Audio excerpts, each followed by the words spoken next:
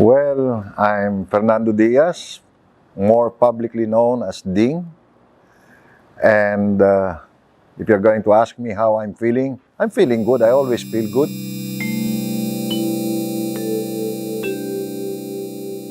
I believe we should have abundance of food, whether it be, you know, with livestock, with agriculture. The problem is leaders of this country have been ignoring this for about 30 years. Okay? Now, you gave a figure about the decline. I'm surprised it's only 1.5%. Okay? Because when you look around, a lot of our agricultural areas are no longer in agriculture. A lot of areas that used to be dedicated to propagation of animal husbandry and the likes are no longer there. So it's really surprising to me that you only came up with 1.5% decline. Now, what this country needs, as I say, is for the government to give a lot of emphasis on food production. Because if there's anything that we have in abundance, that is the potential to not just feed our own people, but to feed a lot of other countries out of our production. You must remember that even historically, our country is an agricultural country. And you have to understand also that since time immemorial, cattle, hogs are always part of the Filipino community. Okay? Now, the question is, why is the government ignoring the importance of food production? That is something that I cannot really fathom, I cannot comprehend, I cannot understand. If we go back to the history of man, that is the most important thing. The father gets out early in the morning to hunt, whether alone or in groups. Once they've hunted a deer or a boar or whatever, they come back to their village, they come back to their families, and everybody's rejoicing. Why? Because their food is secured for the day. Why is it now that so many are so engrossed with a lot of things, but not in the development of the food industry? So as I was saying, I've been hearing about, what the former governor and the secretary, Piñol, has been saying. And I believe he has a lot of very logical concerns about the situation of our country. Why is it that a country that used to teach and educate people from other countries on how to properly grow rice, on how to properly engage in aquaculture, on how to properly raise cattle and hogs and poultry, why is it that that country is now dependent on the countries of those people that he or she taught? Now we are depending on them for our own supply, to the detriment of the very people, the very Filipino people who are engaged in the industry. I cannot connect the dots. So, again, I cannot see any logical explanation to this except that the greed factor comes in. Because a lot of people in probably government, I'm not accusing government people, but probably because these things will not happen without their consent. And some merchants or businessmen who are in the business of the importation of these food products, instead of the government investing on the increase, to improve the technology, our technology on on planting rice and other agricultural products, instead of our government investing on the newest technology in raising cattle, raising hogs, and the the related animals, they're just getting content. We can source these things from other countries. I remember there was a self-reliance development program that was initiated by the government and was considered as a priority program.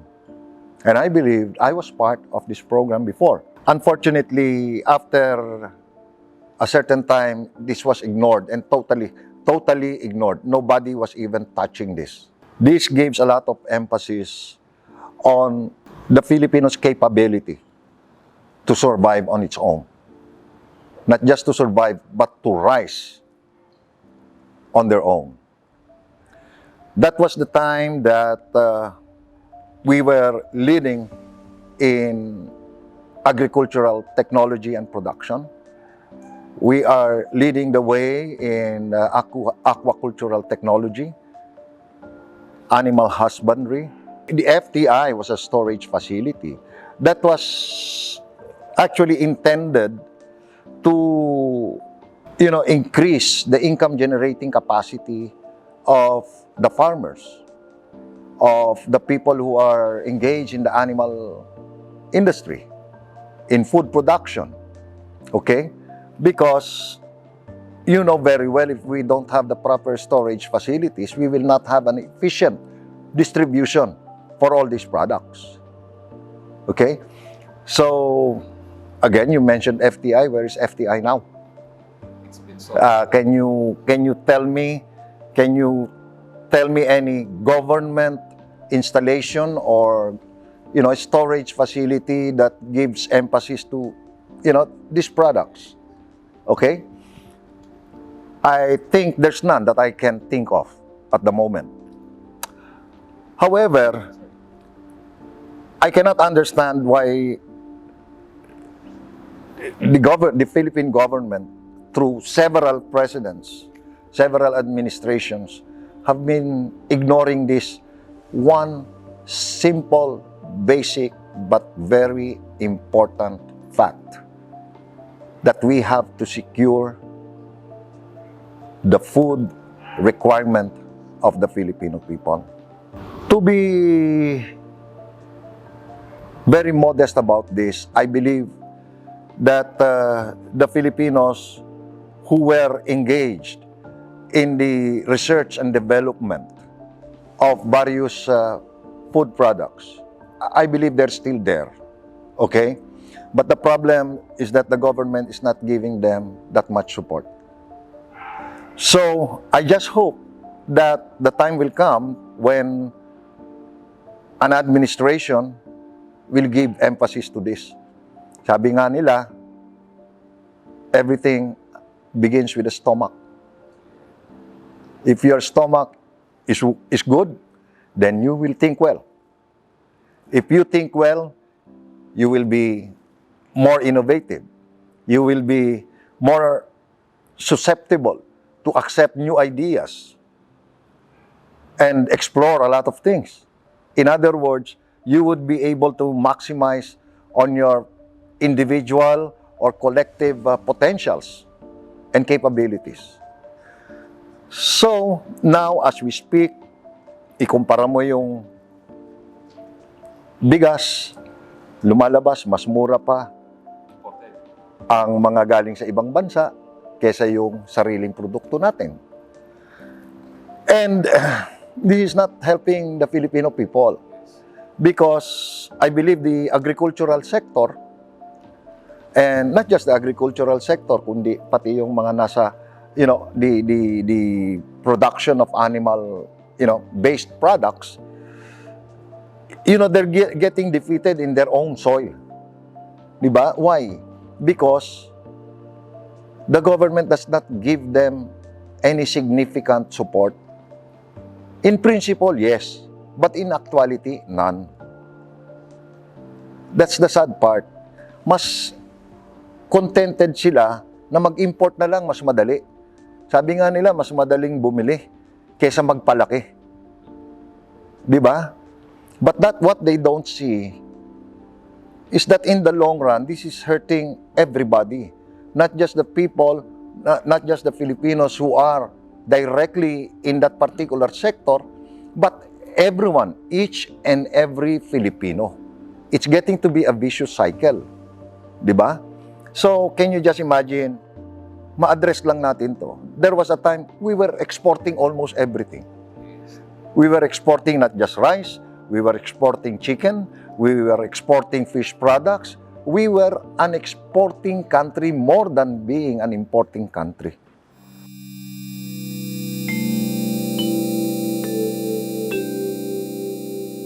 Now, to efficiently engage in this program, the government must invest.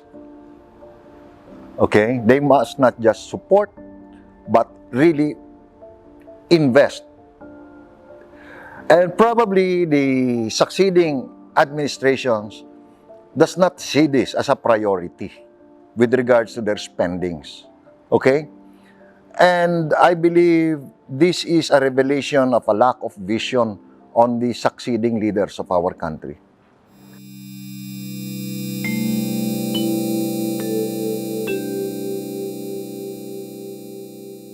Get the right people to do the job. People, sinasabi ko nga lagi, kahit na kay Presidente Duterte, sinasabi ko, ang daming mga Pilipinong magagaling. Okay? In every particular field. Kahit na ano yan, kahit na anong sabihin mong field, ang daming Pilipinong magagaling. Ang gawin na lang, ilinya mo lahat ng magagaling and choose which one has the heart, his heart in the right place.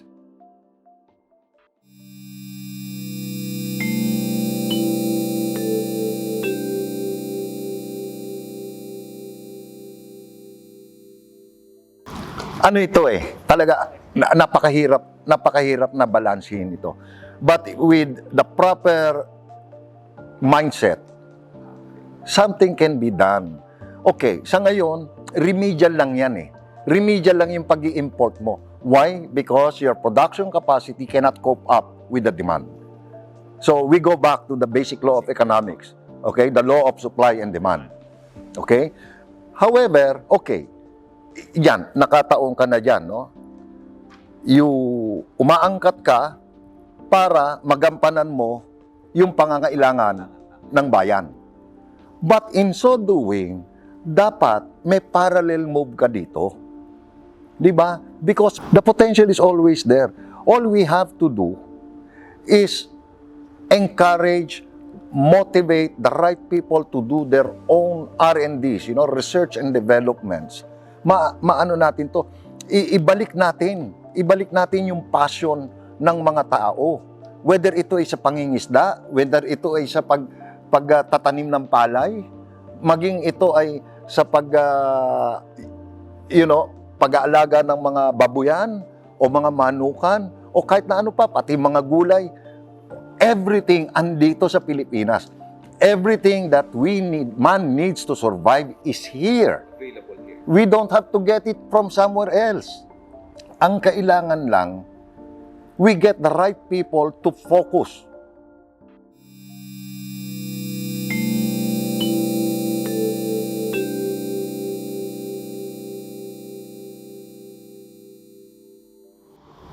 The unfortunate thing is that a lot of the Filipino people are living in darkness and confusion. Hindi nila alam kung saan sila lulugar.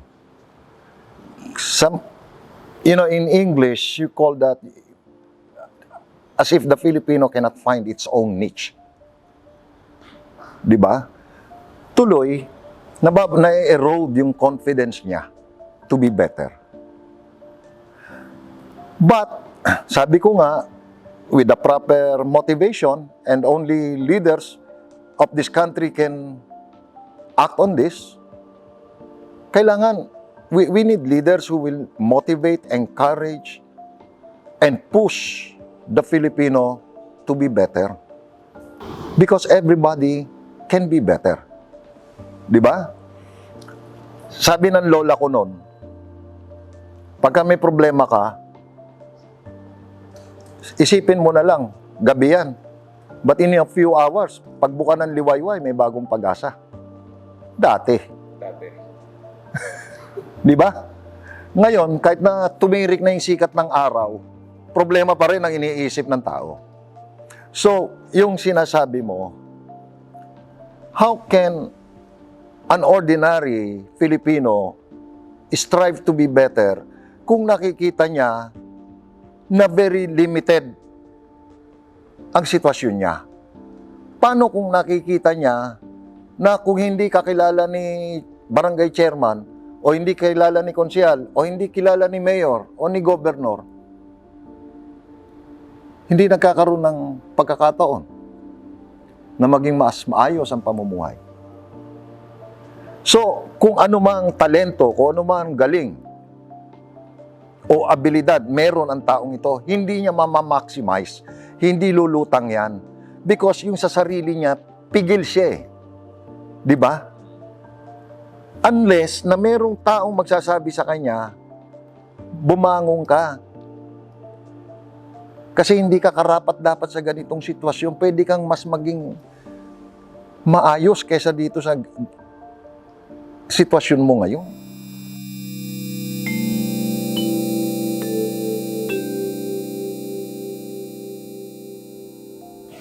You know, you cannot ignore the fact that we have to cope up with industrialization. Because industrialization is the barometer of progress for any particular country. However, dito nga pumapasok yung mga magagaling na dito, that they will know how to balance. We cannot set aside our being agricultural. You know, we cannot ignore our true potentials. And then going back to that self-reliance development program, kaya gusto ko yan. Because the point is tayo patuloy yung abundance ng harvest natin of all these products that we need. Okay? Patuloy yan. We infuse the proper technology, and then parallel to that is industrialization.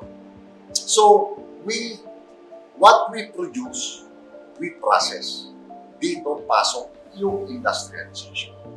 Okay? Now, I hope, kasi if you are going to look at the political, geographical division of our country, very ripe tayo for the proper kind of development. Meaning, industrialization, agriculture, aquaculture, and mineral development. Okay? So, let's say, in a particular region, one region is composed of several provinces. Now, kung magaling ang pamahalaan, dapat identify mo. Di ba? Bawat probinsya, bawat bayan, ano ang mga produkto nito? Okay? Alam mo na kung ano ang mga produkto nito.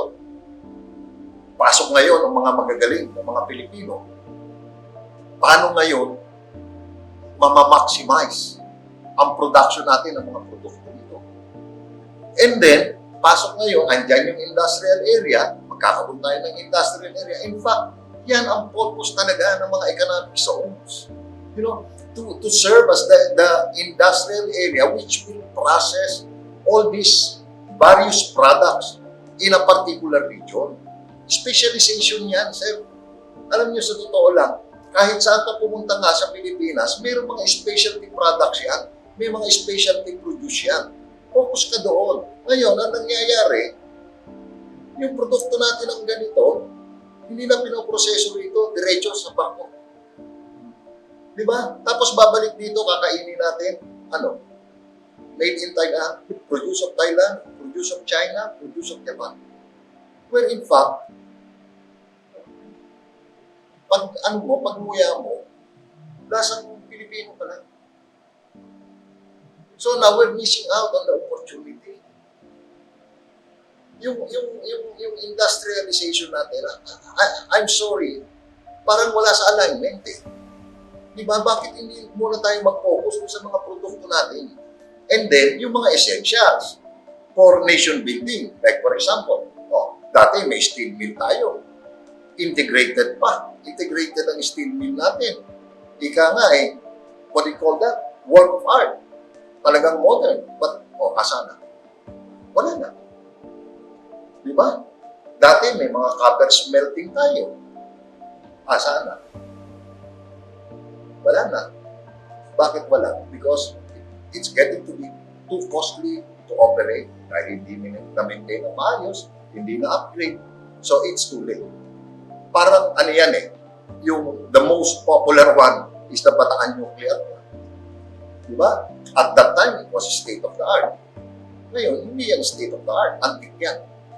Pero kung yan, na ituloy ang pagiging, ang utilization niya, and then, na-upgrade na-maintain ng maayos, na-upgrade ng maayos, you know, all these power plants all over the world, ginagamit pa rin naman Kahit na yung mga 30, 40, 50 years ago.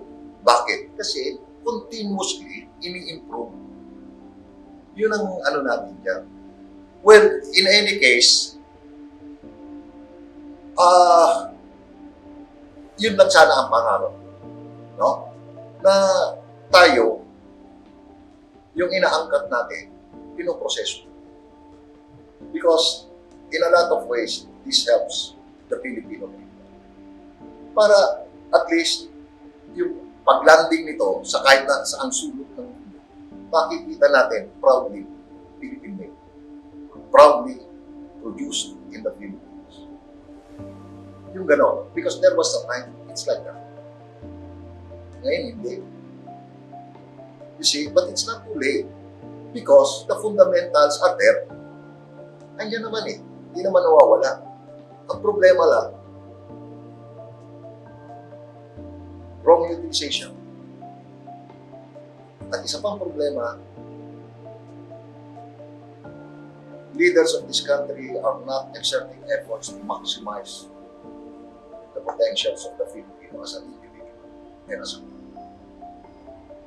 Leaders of this country refuse to recognize the richness of our country.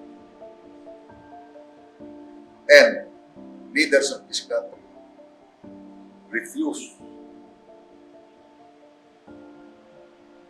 craft a better future for our country.